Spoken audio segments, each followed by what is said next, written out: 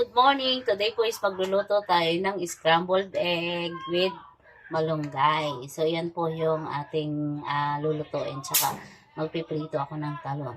Paalala lang guys, kung halimbawa gas range po yung gamit natin, siguro mas maganda talaga na sa gas natin papatahin talaga yung apoy. Kasi i-off natin talaga yung gas natin. Kasi kanina, habang nagluluto ako, bigla ako nagkaroon ng takot. Kasi yung gas range namin, dahil yung asawa ko yung nagluto kagabi, naiwan niyang bukas magdamag yung gas range. Kasi wala naman daw nag-open ng gas ngayong umaga. Yung anak ko hindi rin. Yung asawa ko, lalo ako hindi rin. Kasi pagka-akyat ko kagabi, hindi na ako bumaba. Ibig sabihin, yung aming gas is naka-open siya magdamag. Tapos bukas yung apoy. So, 'di ba napakadelikado. So, nung nakita ko talaga kanina, bigla akong naging nagkaroon ng awareness talaga na dapat talaga kapag meron tayo sa kalan kasi sa tangke kahit naiwan natin bukas itong ating mga yung kanilang buhayan, so hindi siya mag-aano ng apoy kasi yun nga, nagluto siya. Akala niya na off na niya yung natin, gas range natin, hindi pa pala. So, umaandar siya magdamag. Imagine, ubos gas namin ito. Yan. So, yun guys, paalala lang po sa mga may gas range dyan or kahit na anong lutuan natin. So, natin talaga na naka-off talaga siya. I-sure nating mabuti na na-off siya. Kasi delikado talaga. Mabuti na lang wala nangyari sa amin. Imagine bukas yung kalan namin magdamag. Ay paano kung may biglang papel na lumipad, yung gano'n. So napakadelikado talaga. So yun lang guys, ang paalala lang po sa mga nanay, tatay na nagluluto. So sana lagi nating i-sure na naka-off talaga yung ating gas at yung ating kalan. So para po safe po tayong lahat. See you later guys. Salamat po sa inyong panonood. Hello guys! Good morning! Today po is magluluto tayo ng tortang malunggay. So, ihimayin lang natin tong ating malunggay. Tapos, i-mix natin sa ating itlog. Nakatid ko na si Bia. So, yun guys, lalagyan lang natin ng kaunting salt at saka pepper yung ating itlog. And then, i-mix po natin siya dito sa ating malunggay. Maliit yung mangkok ko.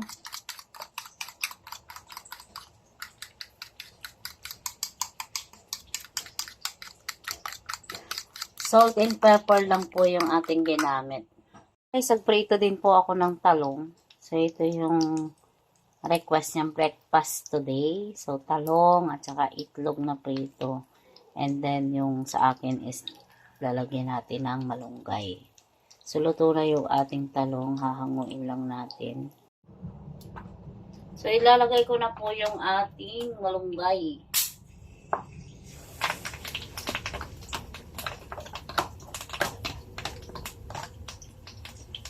So, hintayin lang po natin siya na maluto.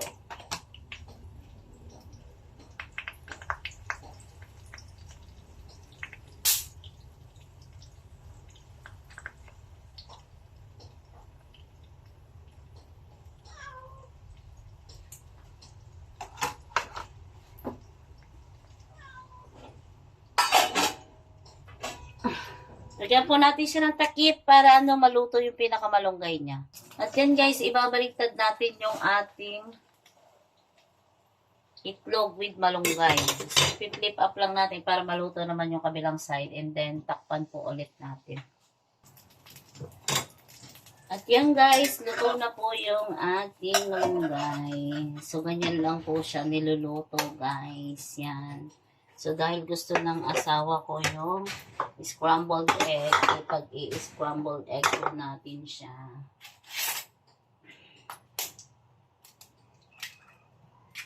Yan. So, lagyan lang natin siya ng oil. Konting asin.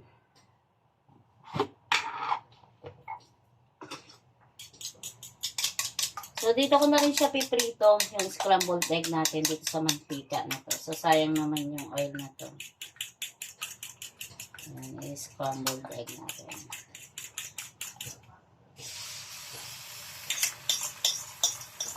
So, kahit konting mantika lang siya.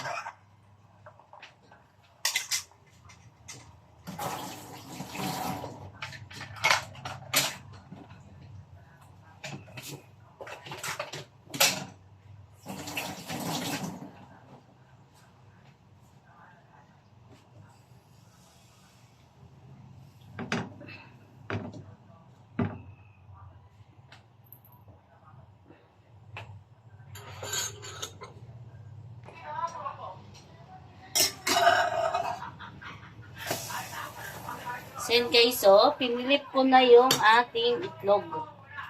Luto na po yun kasi medyo mainit pa po yung kawali natin. So, off ko na po yung ating kalan. Ayan.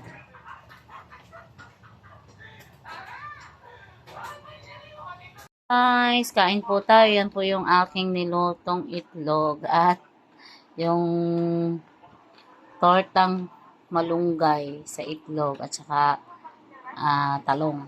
So, kain po tayo. Tayo po muna mag-pray. O dakilan Diyos ang mga makapangyarihan sa lahat.